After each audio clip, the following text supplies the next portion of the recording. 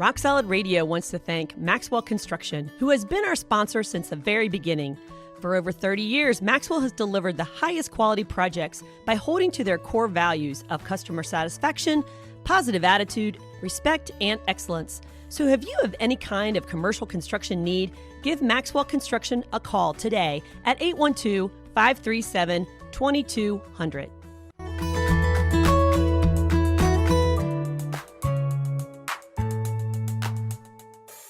Welcome to Rock Solid Radio. I'm Linda Hutchinson, the Executive Director of Rock Solid Families, here with my risk-taking, amazing husband, Merrill. Hi, honey. Let me guess. What? You referred to me as a risk-taking husband. A risk-taking husband because you are trying to prompt the show. Well, yes, and if there was going to be a risk-taker around this table, it's you. Oh. It's definitely not me. So as we're talking today about fearful parenting, I'm just gonna confess right off the bat, and that is something that if I'm not careful, that's my default. So we're going to be talking about what does that look like, and why do we kind of resort back to this fear-based parenting versus really trusting God that we have been called to be stewards of our children and caretakers of our children, but yet we're not the savior of the world. We're not God. And so we're really going to talk about what does that look like in today's world? Well, what prompted really this, and it's to many of you, you may be tired of hearing about it, but if you're in our area and really across the nation, Cincinnati area, we're in the Cincinnati area, and it was because our beloved Cincinnati Bengals played the Buffalo Bills last Monday,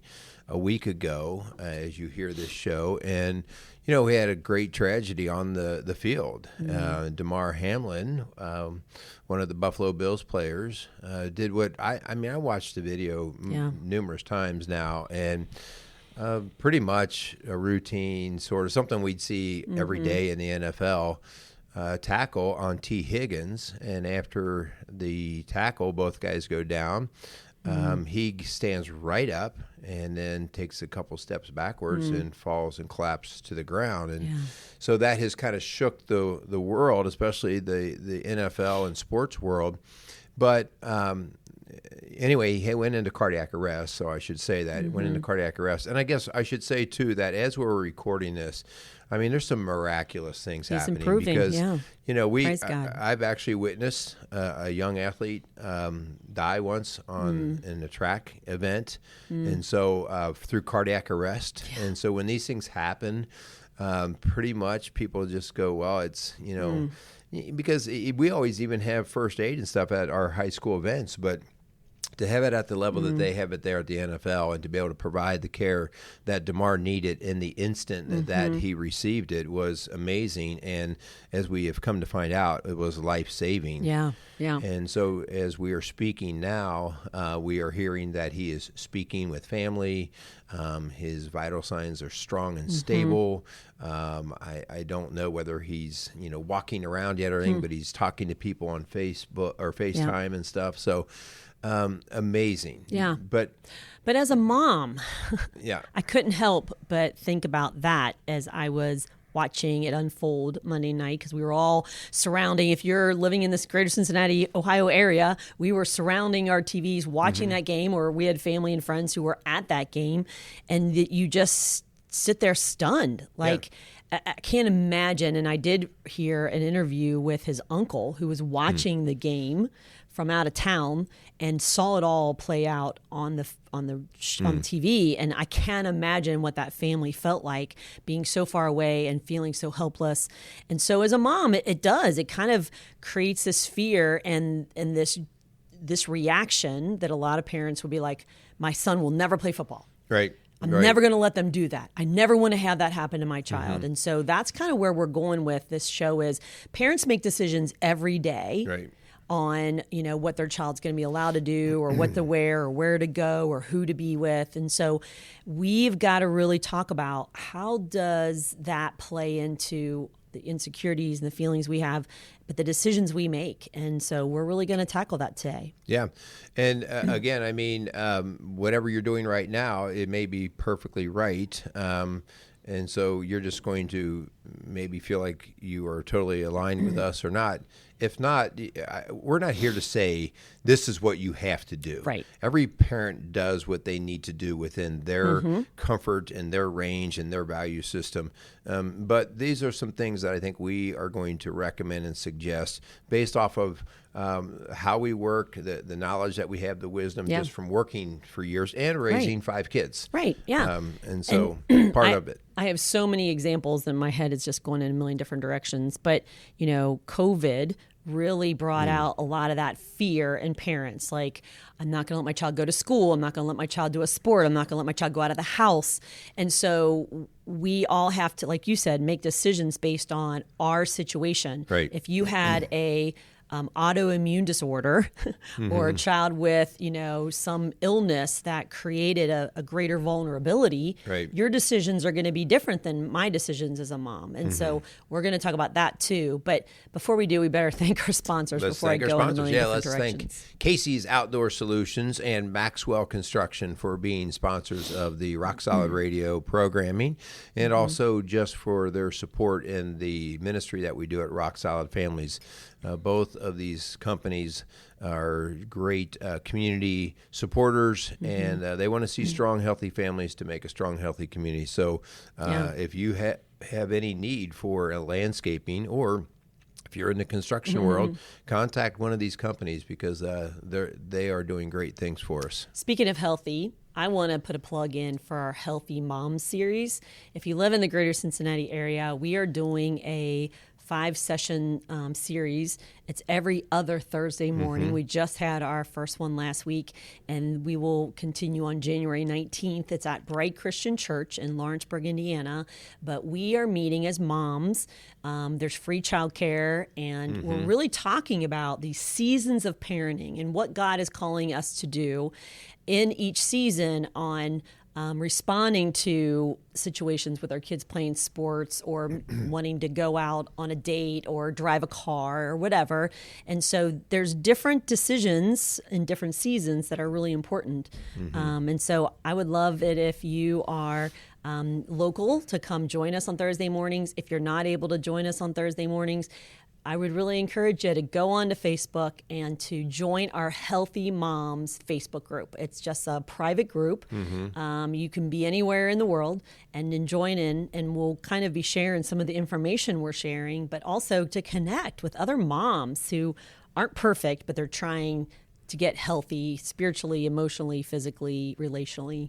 Can dads join your group? No, Oh, sorry. wow. But you have strong dads. So that's give a little gonna plug. lead me into my there plug. you go. So, guys, we have talked many times about the value of moms and dads, but my emphasis obviously is more on the line of dads. And I will tell you, and the research will tell you, that dads are the most underrated entity in the family, because we have seen what happens when you act like you can neglect the purpose of dad in the family.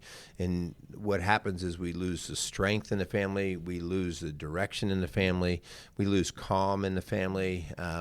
But we need strong dads. We don't need toxic dads. We don't need dads who are not doing well. And so I do a Strong Dads podcast, and that's with my partner, Kyle Crawford. So we release that show every Friday, but we also do the Strong Dads Workout. And the Strong Dads Workout is every Saturday morning. And so I know that there are a lot of ladies listening to this show here right now, but get your husband to come out to our office, which is 7484 Christina Drive out in West Harrison, Indiana. It's right there in St. Leon, actually. And have them come out and join us for a Saturday morning Strong Dads. I don't care what fitness level they are. We have it fun. all.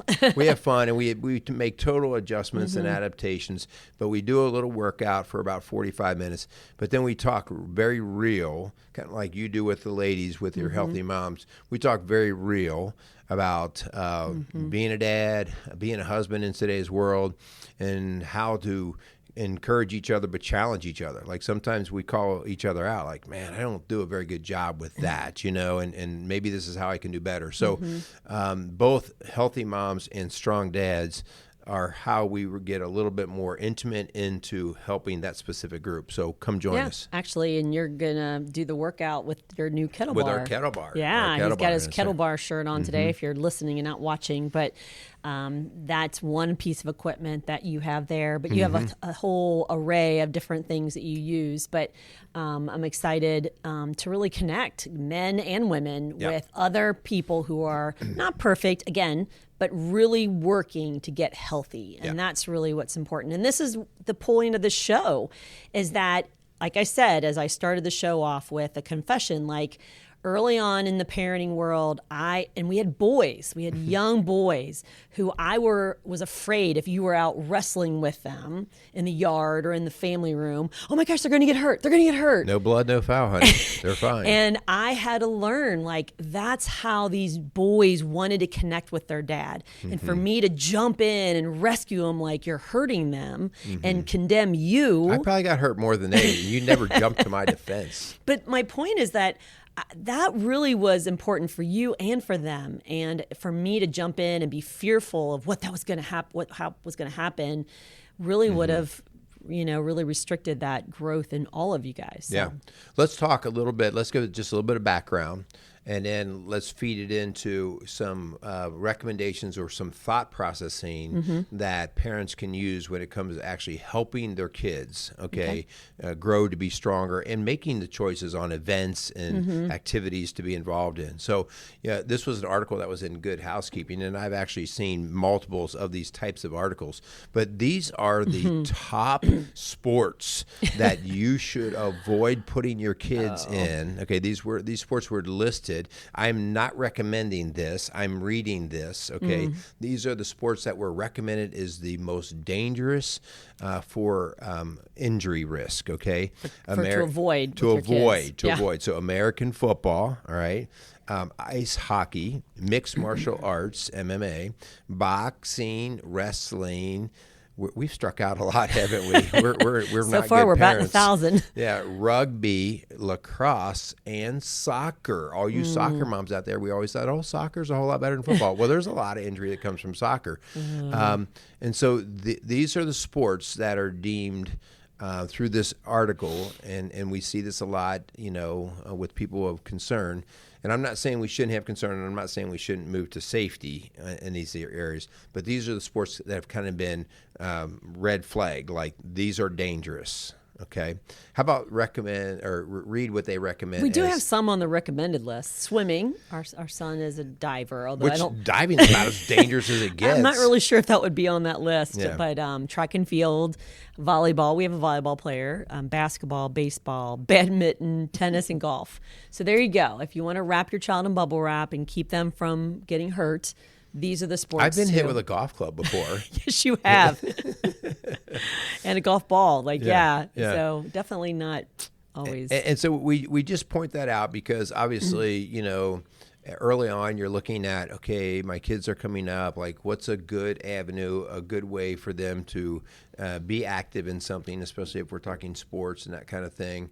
But how could I channel them, right? And the biggest injury concern that comes that brings these onto the list are concussion type injuries, head injuries. Okay, and so that's legitimate. All right, we know now that a lot of our injuries that are concussion based injuries don't always have great outcomes, and so we're not trying to minimize that. And as a parent, you can steer your children into some of these activities that are safer. But if you have a child that's coming to you saying, I've always dreamt about being a football player. I want to play football. That's all I want to do. And you're like, nope. I knew a child, a student of mine, whose goal, his dream was to be in the military. And he wanted to finish school and go into the military. And his mom said, absolutely not. Over my dead body, will you do that? And man, the resentment that student had in his heart for his mom and her fear of what would happen to my baby, it was long lasting. And I don't know if she realized that really created a wedge between the two of them, because for him, this was something he felt passionate about and felt like called to, and she refused to let him go. Yeah. And he followed in that. Well, here's kind of the rub, hon. I mean, here's where there's friction because so we hear one article say that this is dangerous, you shouldn't do this, we should protect our kids, and so you get that whole slant.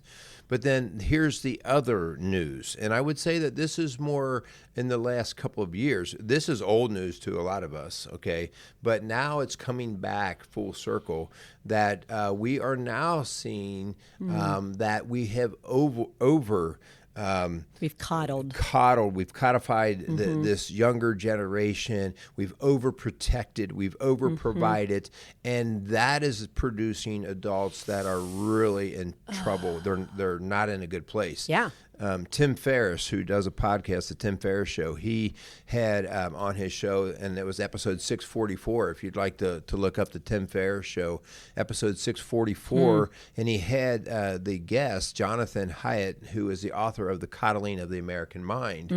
And basically now is there's enough research out there now to say, okay, well, here's what's happened to the Generation Z, okay, the Generation Z kiddos.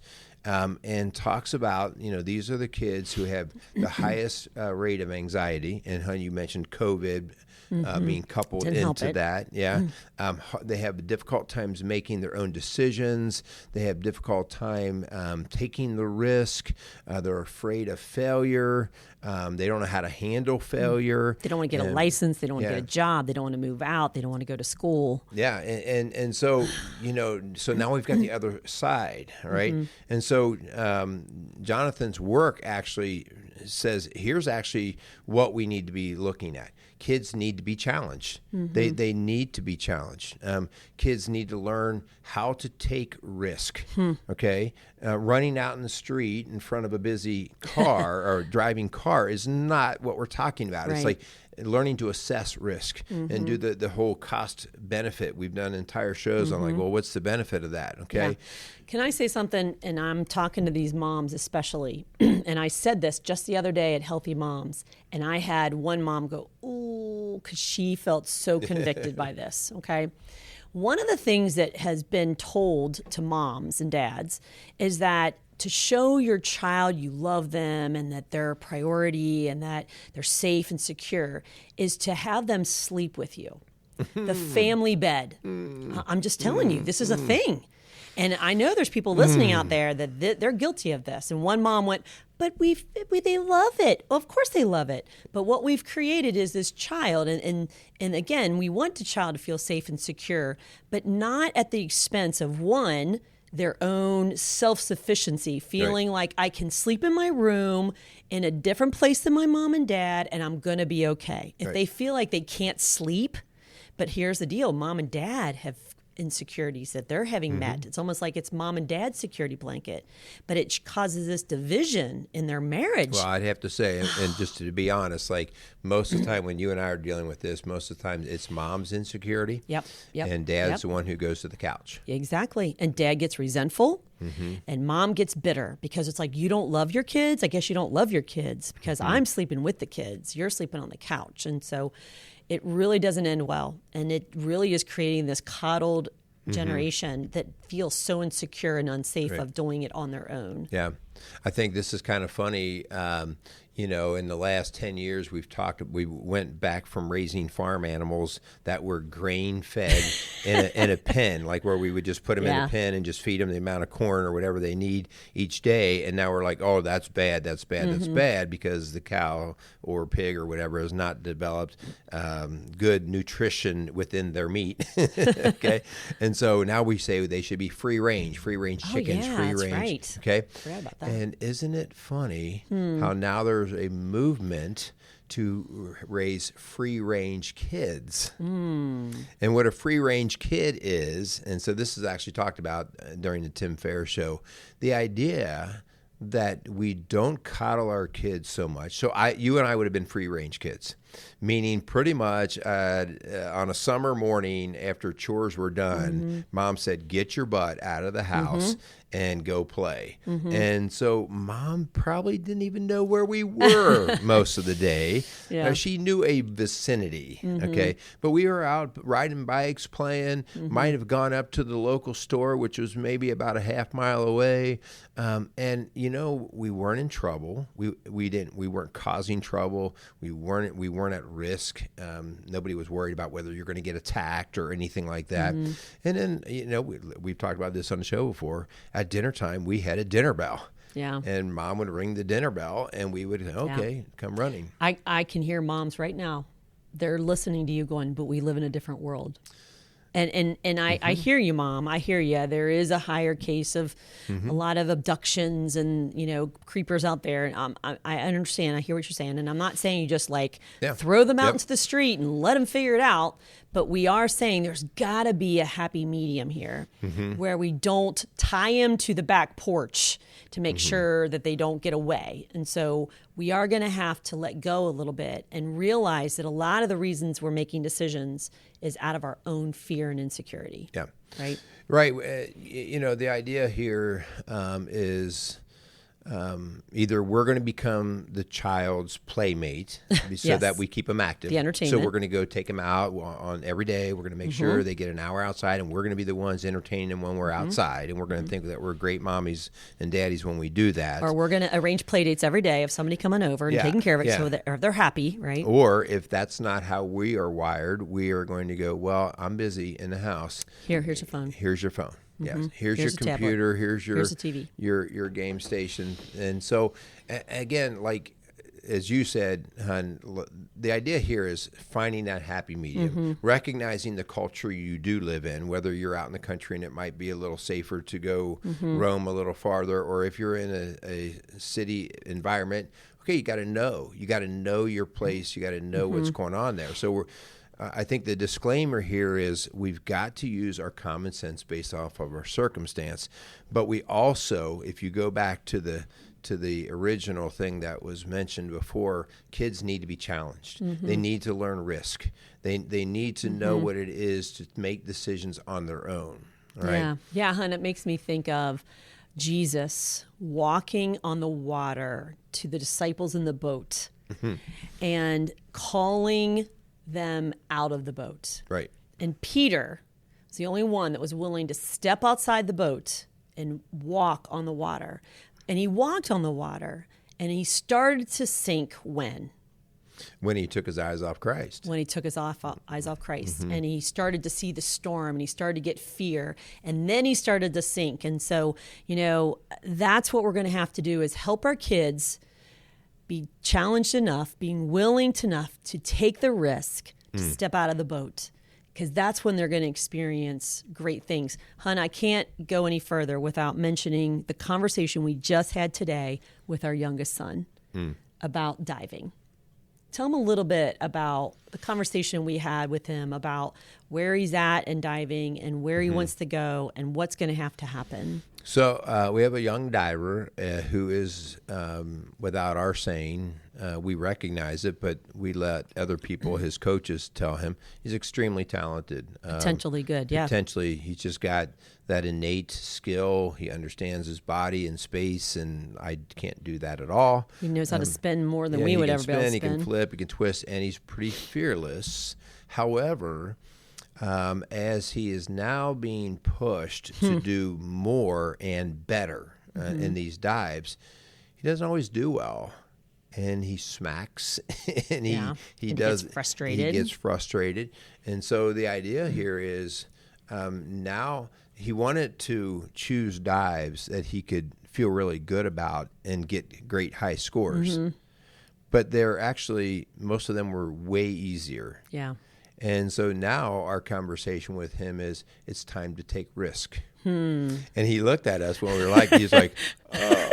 but that could hurt. It's like, exactly, you Yeah. know, and so I told him, I said, the kid who can barely do a belly flop on the board should be hurting no more than you, because you should be pressing yourself enough that you belly flop or back smack, or you do it as much as he does, because that's a sign that you're both working. And again, I'm not advocating that you have to hurt yourself. What I'm Right. saying is you listen, you are blessed with your talent ability that was given to you.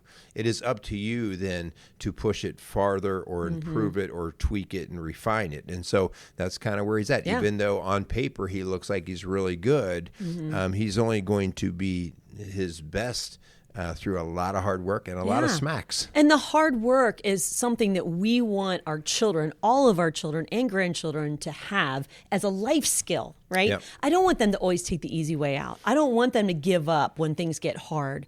And that's what we've had those discussions about, not in anger, like, you got to do this, but we're saying, you say you want to be a diver. You say you want to be good. This is what it takes, right? And you can't just get frustrated and take your ball and go home the first time. And hun, I had to laugh and share that story with him. But when our youngest three were adopted, they came through our family through adoption. And I remember the first month they were with us, and we'd be out playing foursquare outside in the driveway. The boy could not handle defeat. The minute he lost, he threw that ball. He threw it down the street. He would throw it in the woods. We have so many basketballs down about 200 yards away from our house down in a creek. Yeah. He got so mad. He would punch you. He would throw things at you. He'd slam doors because he didn't know how to handle frustration and defeat. He has come 7 years, such a long way. And we were laughing about it today. He would have never been able to laugh about it 7 years ago. Oh no! I mean, he'd go He'd toe to kick toe ya. with you and fight you. Yeah. But that's where we've seen such an improvement, and we want to see him even grow further and be that problem solver, be that hard worker, right? So what do you want out of your child as an adult? Because that's what you're going to have to work toward in how you parent today. Yeah, so I do think it's important to mention these, hon, because we have 12 different points we're going to touch quickly. So we're not going to kill you with deep depth on all 12, but there are things to consider. But this very first one, I think, is the critical step to getting you started in terms of how you're going to make the decisions about what sports, activities, things your kids are going to do. The question is, and we've asked this in so many shows, but the question is, what kind of adult do you want to raise? What do you want them to be like? And so, hon, I wrote down, just when I was putting some of this together, I wrote down, and I didn't even ask you, so you can add or take away, but I know that from working together as a parent here, For 30, yeah. like, we want our kids to be problem solvers, all right? Like, they'll constantly, how do I do this? How do I don't know, figure it out. You figure it out. Problem solve. Stop solving your kids' problems. Let them use their brain. God gave it to them for a reason. Being self-sufficient, all right? So this is that idea, like, that why do they have to go to your bed to soothe? They should be able to be in their own bed and self-soothe, okay? And then, everything from raising their own money, taking care of their own laundry, self-sufficiency. We want them to be that. We believe in hard work ethic, right? And that we also believe in rest and play and all those things. But when there's a job to be done, we believe, all hands on deck and let's get it done. We believe absolutely in honesty. All right, because we know the long-term effect of when we're not honest. Yeah. Honest, integrity, trustworthiness. Those are things that we've instilled in our kids from day one. Yeah. And we don't accept otherwise, because we know that that's what it takes to be a successful, well-adjusted adult. So, and also God. We want God to be, and again, we can't shove it down their throats, but while they're under our roof, these are the things we're going to pray, we're going to worship, we're going to, believe in His Word. And if, as an adult, you reject that and decide not to, I can't make you. But while you're under our roof, this is the kind of stuff that we're really going to focus on. Yeah. So, hey, mom and dad, you're out there listening. You create your list. Yeah. You can use ours if you want. I mean, it's not really ours, but create your list and let that be your starting point. Okay, this is what we want our kids to be like when they become adults. These are some of the traits that we want them to have. Yeah. The second thing then is recognizing what the end goal is with a particular activity or event that your kid is looking to do. If the end goal is more about you All right. Like, well, I was a football player, so I want my kid to be a football player. Yeah. Right. Or the end goal is just to have fun, and it's more of just a social event. But you have to call out, like, well, what's the end goal? So, like, when our kids take part in a sport, we, as parents, like, we're already busy enough. We don't need to have them out like just goofing around. Like, we do not, if we hear that our kids are participating in a sport and they're not giving their best effort and they're maybe cheating practices or these kind of things, like, that's upsetting to us because our end goal is we want this to challenge you. Yeah. We want this sport to be something that you enjoy. Yeah. But you're in it for all the right reasons. I want to go back to that mom I mentioned who told their son they absolutely cannot join the military. Okay, when our two oldest sons came to us and said we're gonna make a career, not a career, but we're gonna be join the military. That didn't like make me leap for joy. Like, oh, I can't wait till my son's deployed and across the country and I don't know what he's doing. But I knew that the end goal is for my son to make decisions that are right for him and that he's doing what he feels called to do. So I had to kind of express my concerns, but also allow him to make decisions as an adult. Yeah.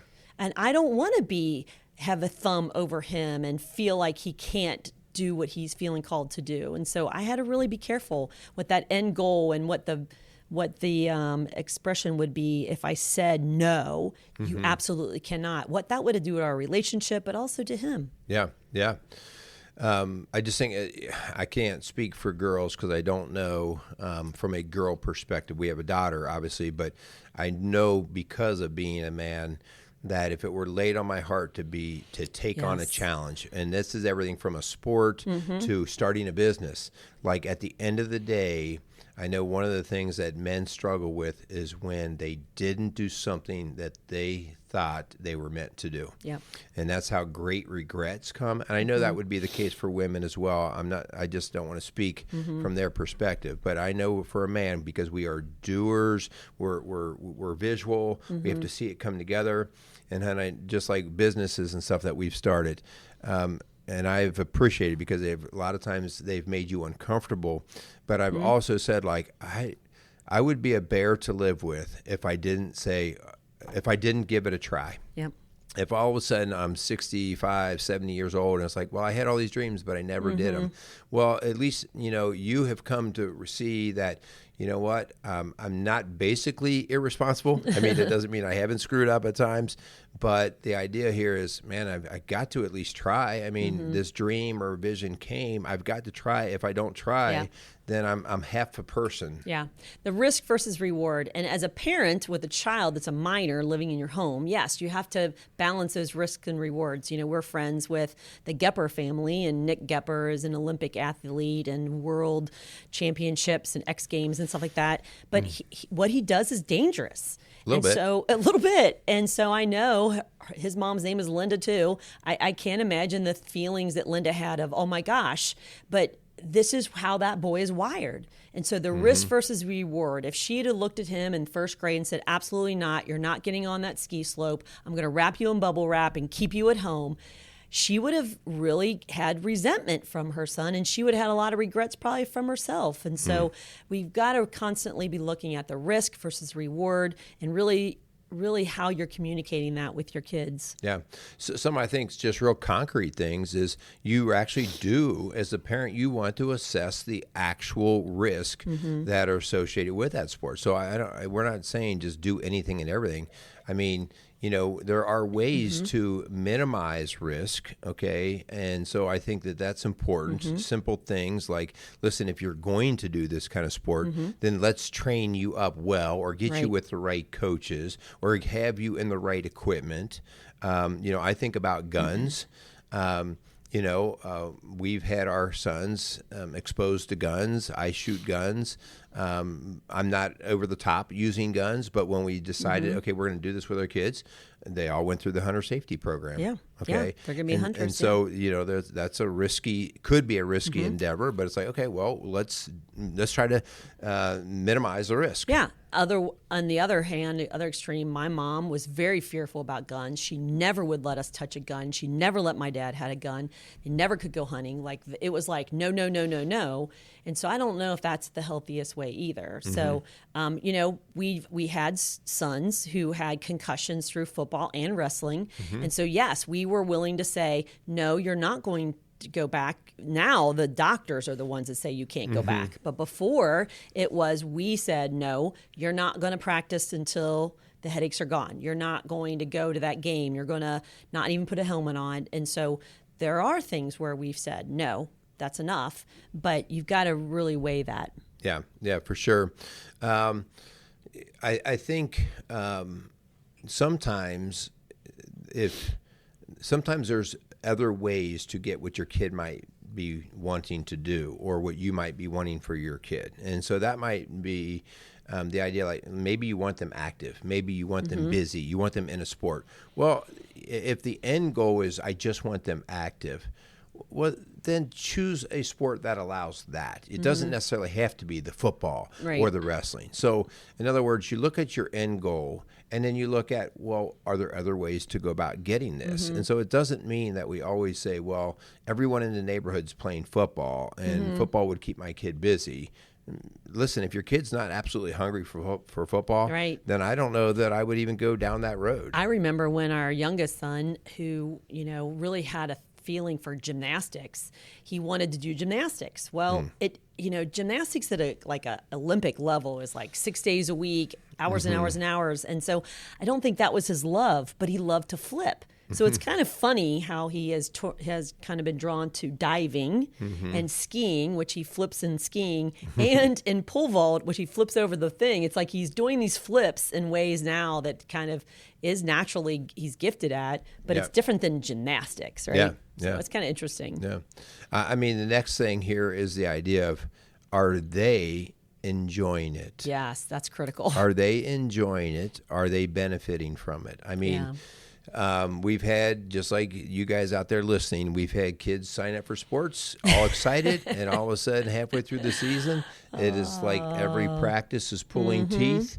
And, at that point, it's, especially if there's a high risk of injury and they're not into it, there's probably even a greater risk of injury if they're not going to have their head in the right place in terms of motivation. So your kids got to enjoy this. Like the idea here, you referred to Nick Gepper, and we know that Nick's had multiple broken bones and those kind of things. Is all I'll say to that is, he must love it. He must love it so much that he's willing to do that, and good for him. If every time he was going down the slopes and he was worried and fearful about breaking an arm, I don't think he'd be out there any longer. Yeah, well, and he's really kind of shifted towards some skating, some inline different skating things, And so again, seasons of life are different things, and so periodically you're going to have to reevaluate and reassess. Is this still working for me? Listen to your kids, and then especially if they're adults, let them explore and discover that even more so. And so if you don't do that as a child, they're not going to want to do that as an adult. It's almost like you've created this bubble wrap child who's afraid of taking risks, afraid of giving things a try. And honestly, hon, that's how I was raised. My parents, I love my mom and dad, and but they're not risk takers. Yeah. And so it's very hard for them to see that would have been beneficial and hard. And especially my mom, she had a lot of fears on that. And so part of that is saying, I want to give this a chance, and I want to give it a try, and really give them a chance to do that. Well, and that's kind of interesting. We have always thought, hon, with your mom, because she was an emergency room nurse. She was. And so because she always saw the worst things that could happen from these. Yeah, and I think that's what created a little bit of the fear and paranoia. That was her image. And again, if you get inundated with the worst, you go, why would anybody do this? And it's harder for her to see all the successes that could come on the other side. So again, that's all taking a look at all of your environment. And I do want to touch on one thing. When you're thinking about the programming and our activities or sports that your kids are going to be involved, we have come to realize that probably the most important thing that you can actually look at outside of whether the sport is something they're wired for or they like is actually the quality of the coaches and the program itself. We have run into coaches that are all about them. We've run into coaches that are all about their record. As soon as if you see a coach bragging about his record or talking about his record or displaying his record, I would shy away from that coach. All right? That is about them. Okay, it doesn't mean that they're not proud about their record or whatever, but especially at your younger ages, like before high school, if that is how you're seeing this person wired, they're probably not overly concerned with the safety or welfare, well-being of your child, okay? And so pick coaches who have a similar understanding of your end goal of what you're seeking. Oh, we just want this to be a great exposure and learning opportunity. Choose that kind of coach.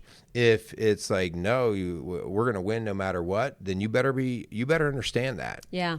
What was the league called that our kids did the basketball Upward. with? Upward. You know, Upward's a perfect example of that, where it is activity, but it is Christ-based. It's not about the record or the coach's success. It is about developing the whole child. And so our youngest three did basketball through Upward, and it was an amazing experience where they got to meet new people. It wasn't cutthroat. They got a snack at the end. They were all about the snack, you know, but it's just a whole different environment and atmosphere. And so we would encourage you to find something, whether it be a child's youth group, whether it be a youth sport area, Girl Scouts, Boy Scouts, American Heritage Girls, something that gives them activity, but it's surrounding them with healthy, positive people and students. Yeah, when I was in high school, if you were good and motivated, you played high school basketball. If you were me, not very good and not very motivated, but you still didn't mind hanging out and playing basketball, activity. we played CYO basketball, okay, the Catholic Youth Organization. And so, because, you know, but the end goal was different. Yeah. And so finding the right program to match you. When I was in high school on Sundays, me and a group of guys would go down and we would have a blast. I still did not even get to start, though, on that team. That's how bad I was. I didn't even get to start on the CYO team. Aw, you poor thing. But did you have fun? We had a blast. There you go. So, you know, Proverbs 3:5-6 says, trust in the Lord with all your heart, lean not on your own understanding, and in all your ways acknowledge him, and he will make your path straight. We can't be guaranteed that what we're doing and how we're parenting is going to turn out perfect children. That's not our goal. Our goal is to help, like you said, success, hard work, integrity, things that we're trying to instill in our children. But at the end of the day, God's given them this free will, and we have to trust God that he will do good things with what we've been willing to do. So, you know, I don't know if this helps. It better. So I do have a challenge for you. I mean, I have a challenge for all you guys that are listening, and that is just simply, I want you to think about the things that you've done in your life that you feel best about or you have a sense of pride about, okay, that you feel like it was a great accomplishment for you. I want you to think about those. And then I want you to think about how much risk did those things take from you? And I can't say, I'm not going to answer for you, but I will tell you, like, the things that I'm most proud of are the things that took sweat, that took some bumps and bruises, that took some risk. Like marrying you? Like, that was a risk. Whoa. Just saying, you know, like this Indiana guy, That's been you know. comfort all the way. Oh. That's been comfort. Linda. But it was definitely, you didn't go to my school. You didn't live in my subdivision, you know. Your subdivision, you really were tightly narrowed. All my family lived in my subdivision. Like, just going outside Fort Mitchell, Kentucky was a big thing. I know, went out of state. You are wild. I told you, it was risky. Unbelievable. So risky. Oh, my gosh. But it was worth it. So you guys, now you see the risk I took, all right? Anyway, guys, we greatly appreciate you listening and watching our show, but I hope that there's value in what we do and gets everything from maybe a laugh occasionally to a point that you can consider and that you can use and put maybe somewhere in your life or your family. So do us a favor, share the shows. Give it the 5-star ratings, please, just for the sake of boosting us up on the search engines. And, you know, if we can actually help you one-on-one in any way, check out our webpage at rocksolidfamilies.org or call our office. You can set up appointments at 812-576-7625. That's ROCK. So give us a call, all right? We believe in family. We believe in healthy individuals. And we know that the way to a better nation, a better community that we live in is really through the family. Yeah, and I just want to take a moment, hun, to say thank you. Because honestly, moms out there, it is hard to take that risk and to trust in God with your children and your marriage and your family. And that was something I was really starting as a fearful parent. And I'm so thankful for you who really were pushing me out of my comfort zone, I have to admit, into taking risks. And God blesses that. And he takes care of you in that. And so please, I want to thank you for being that guy. And ladies, it's worth the risk. It's worth taking the chance. Again, calculated risk, but take those risks and really evaluate, why am I parenting the way I am? Am I parenting out of fear, or do I trust God with my children, with my marriage, with my life? And I'm going to take those risks that he's called me to take. So just really encourage you to give that a try. All right. Well, thank you very much. All right. So we want to thank our sponsors again. We want to thank Maxwell Construction and Casey's Outdoor Solutions for sponsoring the Rock Solid Radio Show. We greatly appreciate those guys. So, man, I think that's all I got. How about thanks again for listening to Rock Solid Radio. Building a stronger community, one family at a time. Make it a great day. That was a risk right there. I didn't even tell you I was going to do that, and you jumped right in. That was good. All right. Rock Solid Radio wants to thank Casey's Outdoor Solutions. Casey's is a premier garden center and gift shop located in Lawrenceburg, Indiana. They offer a wide selection of high-quality plants, landscaping materials, and home decor. They do amazing high-quality work and can help you transform your indoor and outdoor living spaces into something beautiful. So stop by Casey's Outdoor Solutions today and let them know you appreciate their support for Rock Solid Radio. Visit Casey's today at 21481 State Line Road, Lawrenceburg, Indiana.